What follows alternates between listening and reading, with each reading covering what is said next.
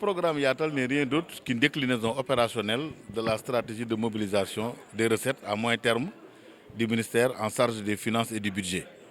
Alors ce programme Yatal a essentiellement pour ambition d'élargir l'assiette fiscale par le truchement d'abord de la réorganisation de l'infrastructure institutionnelle et du dispositif normatif.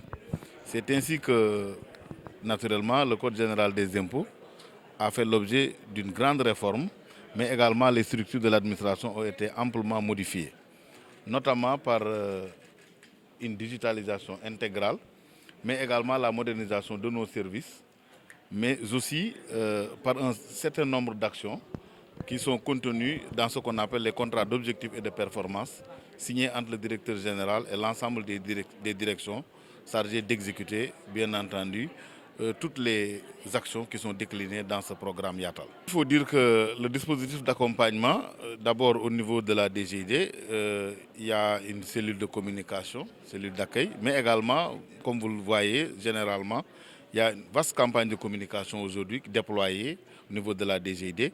Nous avons également un site internet, nous avons également un centre d'appel. Vraiment, toutes ces actions-là, c'est pour rapprocher l'usager effectivement de l'administration et que toutes les requêtes formulées par l'usager seront convenablement prises en charge par l'administration via soit ces plateformes électroniques ou bien contribuables qui se déplacent physiquement. En fait, la fiscalité ne doit pas être un frein, disons, au développement de l'activité des entrepreneurs. C'est ainsi que la DGID a identifié, aussi bien pour l'agrobusiness que pour les autres secteurs, qu'au niveau des PME, il y a un taux de mortalité précoce, pratiquement de 60%, lié surtout au fait que ces structures n'ont pas accès au financement. C'est ainsi qu'avec le plan Yatal, la DGID a voulu s'appuyer sur le levier fiscal, sur le foncier, pardon, comme étant effet levier. Ça permettra aux entreprises qui ont des titres, qui ont des terrains, mais ils ont en fait la propriété économique, mais non pas la propriété juridique. Donc par des séances effectivement de titrisation accélérée pour permettre à ces entrepreneurs-là d'avoir des baux ou bien des titres fonciers qui les permettent, qui les servent de garantie pour pouvoir lever des fonds et développer leur activité. Donc maintenant, relativement pour le cas spécifique de l'agrobusiness, des mesures d'incitation fiscale également sont prises effectivement pour que la fiscalité ne soit pas un frein au développement de l'agrobusiness. C'est ainsi que la TVA suspendue se transforme en exonération définitive au titre de la TVA pour effectivement ce qui officie dans l'agrobusiness. La mise en œuvre de ce programme devrait aboutir à une mobilisation des ressources nécessaires pour faire face aux obligations et aux charges du développement de notre pays. Pour cause, les ressources fiscales occupent une part importante dans le budget pour l'année 2020.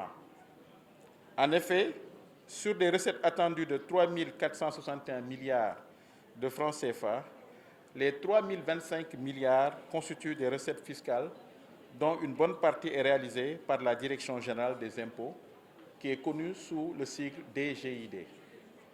C'est dire que la DGID joue un rôle central dans la collecte des ressources nécessaires afin de permettre à l'État de faire face aux charges publiques. À cet effet, la DGID met en œuvre un ambitieux programme dénommé Programme Yatal et le nom technique est Programme budgétaire numéro 3 intitulé Gestion de la fiscalité intérieure et du foncier. C'est pour des raisons pédagogiques que le nom Programme Yatal lui a été accordé et ce programme répond aux exigences du budget programme qui est l'une des réformes majeures de ces dernières années.